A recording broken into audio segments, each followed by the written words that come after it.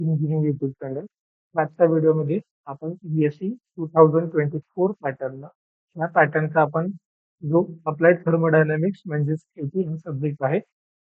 तर हे 2024 आणि 2019 दोन्ही पॅटर्नसाठी जवळपास सेमच सिलेबस आहे.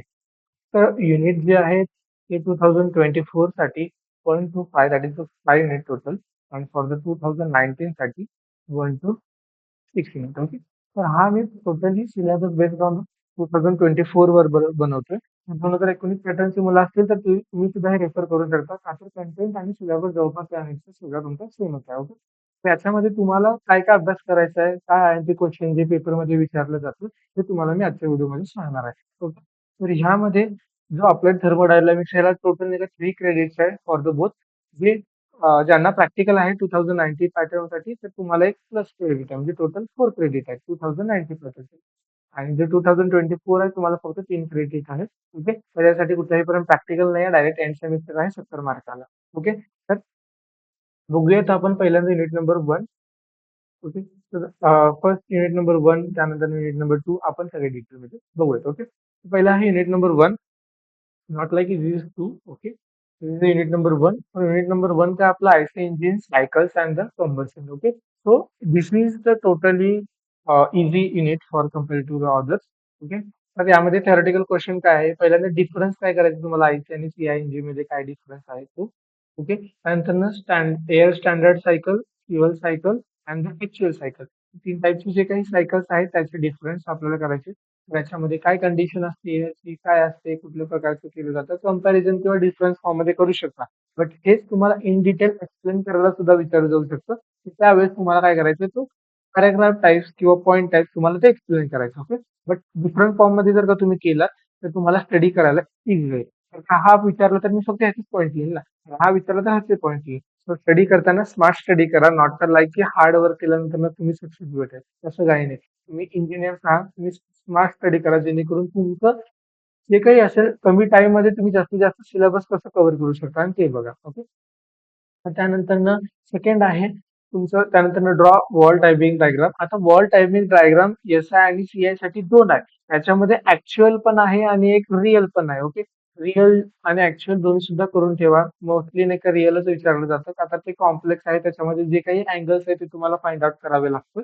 त्यासाठी ते दोन्ही सुद्धा करून ठेवा. इझीच आहे. त्यानंतर डिफरन्स बिटवीन SI आणि CI जे ऍप्लिकेशन जो मी पहिला सांगितलं होता, पहिला आणि हा क्वेश्चन जवळपास सेमच आहे. ओके. त्यानंतर डिफाईन करायचे टर्म्स आहे, that is the top dead centre, bottom dead centre, that is the TBC, BDC. काही नाही, जो तुमचा टॉपचा आहे तो टॉप डेड सेंटर, बॉटमचा आहे बॉडी सेंटर. बट त्याच्यामध्ये काहीतरी असतं की आता जो फ्रिक्वेन्सी मुवमेंट असतं त्याच्यावरनं ते तुम्हाला डेफिनेशन असं नाही की रफली लिहायचे, जो स्टँडर्ड डेफिनेशन आहे तुम्हाला हे लावाच लागतं. ओके. त्यानंतर क्लिअरन्स व्हॉल्यूम, जे काही गॅप असतं तो क्लिअरन्स व्हॉल्यूम आपण त्याला म्हणतो. त्यानंतर स्वेप्ट व्हॉल्यूम असेल, कॉम्प्रेशन रेशो असेल, ह्या डिफाईन करायचे तुम्हाला. ओके. जवळपास 4 ते 5 मार्क मध्ये जो थेरॉटिकल क्वेश्चन असतो त्याच्यामध्ये हे डिफाईन द फॉलोइंग टर्म्स म्हणून तुम्हाला दिलं जातं. ओके. हे तुम्हाला डिफाईन करायचे. सिंपल आहे, एक लाईनचं डेफिनेशन आहे, फॉर्म्युला एक्झाम्पल एवढे लक्षात ठेवायचे तुम्हाला. त्यानंतर classification of the IC engine, त्याचे नाही का 8 फॅक्टर मिनिमम तुम्हाला क्लासिफाय करता आले पाहिजे. ओके. 8 फॅक्टर तर करू शकतो, 6 ते 8 फॅक्टर केले तरी चालेल. त्यानंतर लिमिटेशन ऑफ द एअर स्टँडर्डचे जे तुम्ही डिफरन्स मध्ये करणार आहात त्यावेळेस लिमिटेशन पण कन्सिडर करा, जेणेकरून तो तुमचा काय होईल, टॉपिक क्लिअर होईल तिथे. त्यानंतर explain the losses, different types of losses आहे, that is the friction losses, pump losses, blow down losses, time losses, हा टाइम लॉस. म्हणजे हा एक तुमचा क्वेश्चन बनतो.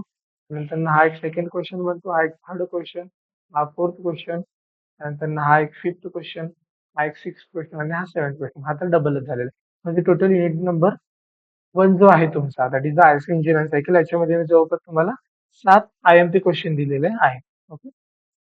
हे IMP क्वेश्चन तुम्हाला करायचे आहेत. ओके. त्यानंतर डेरिव्हेशन ह्याच्यामध्ये या युनिटमध्ये मोस्टली थिअरीज विचारलंय, डेरिव्हेशन कधीच विचारलं नाही. आलं तर कुठले येऊ शकतं, जे एअर स्टँडर्ड एफिशियन्सी रिलेशन आहे डेरिव्हेशन ऑटो सायकल आणि डिझेल साठी, ते आलं तर आलं शकतं. ही पाच म्हणजे जर का विचारलं तर विचारलं जाऊ शकतं. ओके. मी जे टाकलंय तुम्हाला लास्ट टाइम, मी तुम्हाला ते जे सांगितलं होतं तेच चालवतं, तर मी जे सांगतोय तेवढंच करून जावा. डेरिव्हेशन हाय करून जावा, ऑटो सायकल आणि डिझेलचं जवळपास सारखंच आहे तो वाला. बट न्यूमेरिकल कंपल्सरी करून जावा. जो सायकलचं इफिशियन्सी आहे फॉर द ऑटो डिझेलसाठी, ड्युएलसाठी तो, आणि कॉम्प्रेशन रेशिओवरचा जो न्यूमेरिकल आहे तो. हा टोटल युनिट नंबर 1 चा IMP आहे. ज्यामध्ये तुम्हाला theoretical कन्सेप्ट जास्त आहेत, न्यूमेरिकल सुद्धा विचारलं जातं, डेरिव्हेशन सुद्धा, पण 80% विचारण्याची प्रोबॅबिलिटी जी असते की सिरीज जास्त आहे या युनिट नंबर 1 मध्ये तरी. त्यानंतर सेकंड नंबर युनिट आहे, that is the combustion in the S-I-N-C-I engine. त्याच्यामध्ये हा तर सर्वात फेवरेट असतो, की तिचा जो डायग्राम आहे नेक्स्ट सर्वात फेवरेट क्वेश्चन युनिव्हर्सिटी विचारलं जातं मोस्टली. त्यानंतर कंबशन स्टेजेस आहे, डिफरंट कंबशन स्टेजेस आहेत, त्याच्यामध्ये 4 स्टेजेस जे आहेत ते स्टेजेस नाही का तुम्हाला एक्सप्लेन करायचे आहेत, ते सुद्धा विचारलं जातं. त्यानंतर डिटोनेशन ऑफ एस-आय इंजिन आणि त्याचा फॅक्टर ऑफ सेफ्टी. आमच्या वेळेस सुद्धा हा क्वेश्चन आला होता आणि हा एंटी क्वेश्चन आहे. ओके. नॉकिंग म्हणजे तुम्ही जे तुम्हाला रिअल लाईफ मध्ये माहिती ते फक्त तुम्हाला थेरॉटिकल टर्म्स मध्ये लिहायचे. त्यानंतर डिफरन्स एस आणि सी इन नॉकिंग ते सुद्धा आहे. ओके. त्यानंतर इग्निशन डिले काय आहे आणि कुठल्या फॅक्टरमुळे इग्निशन डिले ऑफर होतो ते सुद्धा तुम्हाला लिहायचं आहे. ओके. त्यानंतर हा सुद्धा इम्पॉर्टंट आहे. तर affecting in the flame speed हा इतका असं नाही, जर तुम्ही हा ऑप्शनला ठेवला तरी काही प्रॉब्लेम नाही. त्यानंतर type of combustion chamber. Okay. Time of combustion chamber जे आहेत ते तुम्हाला त्यामध्ये 4 टाइप्स आहेत कंबशन चेंबर, ते तुम्हाला एक्सप्लेन करायचे. त्यानंतर fuel injection system in the CI engine, common rail injection system, त्यानंतर कार्बोरेटर, त्यानंतर पीएफ. आता याच्यामध्ये ज्या सिक्वेन्सने दिल्या त्या सिक्वेन्सने तुम्ही स्टडी करा. निदान वरचे 8 तरी क्वेश्चन तुम्ही ऍक्च्युली प्रिपेअर केलेच पाहिजे. त्यानंतर आहे यातलं डेरिव्हेशन याच्यामध्ये कधीच विचारलं नाहीये ना विचारलं गेलेलं आहे. बट रेअरली न्यूमेरिकल या युनिटवरती विचारलेलं आहे, की न्यूमेरिकल बघून ठेवा. शक्यतो तो टोटल थेरॉटिकल युनिट आहे. ओके. त्यामध्ये काहीच रॉकेट सायन्स एवढं अवघड असं काही नाही. ओके. त्यानंतर युनिट नंबर 3 जो आहे तो engine preference and the testing आहे. याच्यामध्ये न्यूमेरिकल 100% तर डेरिव्हेशन 100%. आणि थेरॉटिकल सॉरी थेरॉटिकल आणि डेरिव्हेशन 100% आहे. तर define the following terms with the formula आहे. त्याच्यामध्ये इंडिकेटेड पॉवर असेल, आयपी असेल, ब्रेक पॉवर असेल, फ्रिक्शन पॉवर असेल, बीएसएफ असेल, त्यानंतर ब्रेक थर्मल इफिशियन्सी असेल, व्हॉल्यूमेट्रिक इफिशियन्सी असेल. तर डिफाईनची टर्म आहेत. हा टोटली एकच क्वेश्चन आहे. त्याच्यामध्ये तुम्हाला डेफिनेशन, फॉर्म्युला आणि एक्झाम्पल लिहिणं अपेक्षित आहे. ओके. बऱ्याचशा मुलांचे मी फोटोकॉपी चेक केले आहेत. बरेचसे मुलं म्हणतात की सर माझं निघतो पेपर वगैरे. पण ते तुमचं रिप्रेझेंटेशन असतं किंवा जो क्वेश्चन विचारला त्याच्यावरती आन्सर कसं द्यायचं त्याच्यावरती मी नेक्स्ट व्हिडिओ टाकेन. तुम्ही नक्की बघा. तर फोटोकॉपीजला तुम्ही अप्लाय करताय, रिव्होल्युशनला करताय, बट आन्सर शिकत नसल्यामुळे तुमचं नाही का तो रिव्होल्युशन मध्ये सुद्धा निघतात. त्यावेळेस युनिव्हर्सिटीची सुद्धा चूक असते, ऍग्री. मग तुम्ही तुमच्या यांनी काही मिस्टेक करू नका. जे गोष्टी तुम्हाला सांगितल्या त्या गोष्टी डिटेलमध्ये करा. ओके. त्यानंतर सेकंड आहे मोअर सर्कल, आयएमपी क्वेश्चन आहे. Okay. Mohr circle, Mohr test जे काही सॉरी मोअर सर्कल म्हणतो जो एसएम मधला आहे. मोअर टेस्ट आहे जो आयएमपी आहे. त्यानंतर हा सुद्धा आयएमपी क्वेश्चन आहे. विल्यम्स लाईन मेथड आला त्या मेथडला दुसरा आणखी एक काहीतरी नाव आहे. त्यानंतर रोप ब्रेक डायनामिक हा सुद्धा आयएमपी क्वेश्चन आहे. ओके. हीट बॅलन्स शीट वरती न्यूमेरिकल तर येईल किंवा मग थेरॉटिकल क्वेश्चन तर येईल. शक्यतो न्यूमेरिकल सुद्धा करून जावा याचं. त्यानंतर इंजिन परफॉर्मन्स पॅरामीटर कुठले कुठले आहेत ते. त्यानंतर इमिशन कंट्रोल टेक्निक्स आहेत डिफरन्स त्यातले एखाद टेक्निक विचारू शकतात. बीएसबीआय किंवा युरॉन 6 जो काय युरो 6 चे जे काही नॉर्म्स आहेत वगैरे त्या कंडिशन तुम्ही बघून हे टोटली थेरॉटिकल आहे. जास्त नाही 6-7च. हे तुम्हाला जास्त वाटतं. हा तर एक क्वेश्चन नंबर 1 झाला. त्यानंतर हा सेकंड झाला, हा थर्ड झाला, फोर्थ, फिफ्थ आणि सिक्स्थ आणि हा सेव्हन्थ. ओके. 7च आयएमपी क्वेश्चन आहेत. 7 आयएमपी क्वेश्चन तुम्ही करून जावा. आता डेरिव्हेशन मध्ये काय आहे? डेरिव्हेशन मध्ये आता फॉर्म्युला तर हे 4च जे डिफाईन मध्ये आहे त्याच्यावरती न्यूमेरिकल विचारलं जातं. ओके. हे तुम्ही करून जायचं. आता मोअर टेस्ट वरती न्यूमेरिकल असेल त्याचा ग्राफ यूज केला जातो. हीट बॅलन्सचं मी जे तुम्हाला म्हटलं सर्वात म्हणजे हा व्हीबीपी आहे, व्हेरी आहे याच्यामध्ये हा तुम्हाला आयपी बीपी बीपी काढायचं ते तुम्हाला फॉर्म्युला आलाच पाहिजे. त्यानंतर थर्मल इफिशियन्सी आहे, फ्युएल कन्झम्पशन आहे. त्यातल्या त्यात तुम्ही कुठलं करणार? हा आयपी, बीपी आणि एफपी काढायचे तो वाला फर्स्ट. त्यानंतर हिट बॅलन्स शीटचं काढलं. त्यानंतर आहे मोर टेस्ट. बाकी तुम्ही केलं करा जर वाटलं तर. हे तुला आयएमपी आहे त्यातल्या त्यात हे तरी करूनच जावं. वर किंवा खाली हा क्वेश्चन 100% येणारच. ओके. तर त्यात युनिट नंबर 4 सिस्टीम अँड हर्सेन ट्रेंड. जे काय आता हर्सेन ट्रेंड जे आलं ते त्याच्याबद्दल आहे. तर याच्यामध्ये तुम्ही बघू शकता की बॅटरी इग्निशन सिस्टीम आहे, मॅग्नेटिक इग्निशन आहे, बॅटरी अँड मॅग्नेटिक सेम आहे. हा एक क्वेश्चन झाला. सिस्टीम मॅग्नेटिक एक्सप्लेन करायचं झालं. नंतर कूलिंग सिस्टीम मध्ये हा एअर कूलिंग, वॉटर कूलिंग हे जे काही आहे कूलिंग सिस्टीम हा एक थर्ड क्वेश्चन झाला. आता तुम्ही तुम्हाला ऑलरेडी नोन आहे एअर अँड वॉटर कूलिंग एवढं काही जास्त नाही. फक्त हा तुम्हाला थर्मोसेप्टन्स सिस्टीम आहे तो तुम्हाला आला पाहिजे.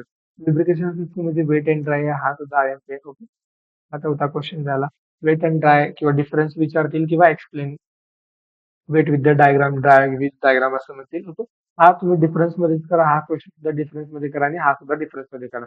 डिफरन्स मध्ये करताना काय करणार तुम्ही डिफरन्स काढण्यात आणि शेवटी डायग्राम आणि एक्झाम्पल पण तुम्ही लक्षात ठेवायचे. 4 क्वेश्चन झाले आणि त्यांना प्रॉपर्टीज ऑफ द हा सुपर चार्जर, टर्बो चार्जरचा डिफरन्स किंवा वर्किंग तुम्हाला विचारलं जातं. ओके. आणि त्यांना हे सुद्धा तुम्ही इंजिन वगैरे काय आहे ते.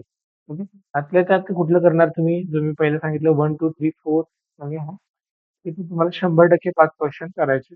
ओके. लिमिटेडच आता हा नंबरिंग माझ्याकडनं देताना काय झालंय, मी नंबरिंग सेट केले त्यामुळे नंबरिंग जास्त झालेत. बट क्वेश्चन ऍक्च्युअल मध्ये त्यातले 5 ते 7-8च आहेत. ओके. जास्त काही नाही. Okay. No derivation, no any numerical are totally theoretical आहे. but काही तसं अवघड नाही. ओके. लास्ट युनिट आहे एअर कंप्रेशन. त्याच्यामध्ये काय आहे तर क्लासिफिकेशन ऑफ द कंप्रेशन आहे. क्लासिफिकेशन आलं पाहिजे ह्याचा डिफरन्स रोटरी आणि हे आहे. आणि नंतर refine volumetric free air delivery काय आहे. मल्टी स्टेज कॉम्प्रेशन एक्सप्लेन करायचं आहे. इंटरकुलिंग कॅपॅसिटी मेथड देन हा वेगवेगळ्या टाईपचे ब्लोअर आहेत ते ओके हे विचारलं जाऊ शकतं. देन कॉम्प्रेशन वेन कॉम्प्रेशन असेल स्क्रू कॉम्प्रेशन असेल तर हे IMP थेरॉटिकल क्वेश्चन आहे. तर यामध्ये न्यूमेरिकल आणि डेरिव्हेशन विचारलं जातं. ओके. तर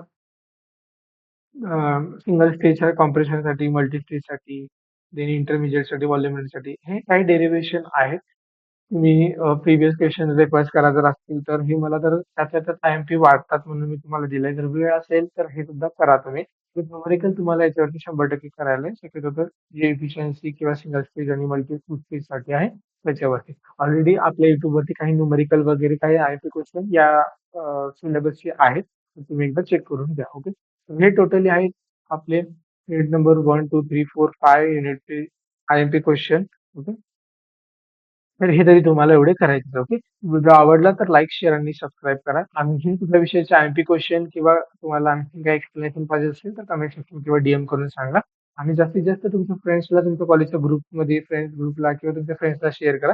जेणेकरून थर्मोडायनामिक्स असेल, फ्लुइड मेकॅनिक्स असतील यासारखे सब्जेक्ट जे मुलांचे क्रिटिकलमध्ये राहतात तो रेग्युलर सब्जेक्टमध्ये तुम्ही काढा जेणेकरून तुम्हाला ऍट द एंड पर्यंत तुम्हाला तो टेन्शन राहणार नाही. ओके. थँक्यू.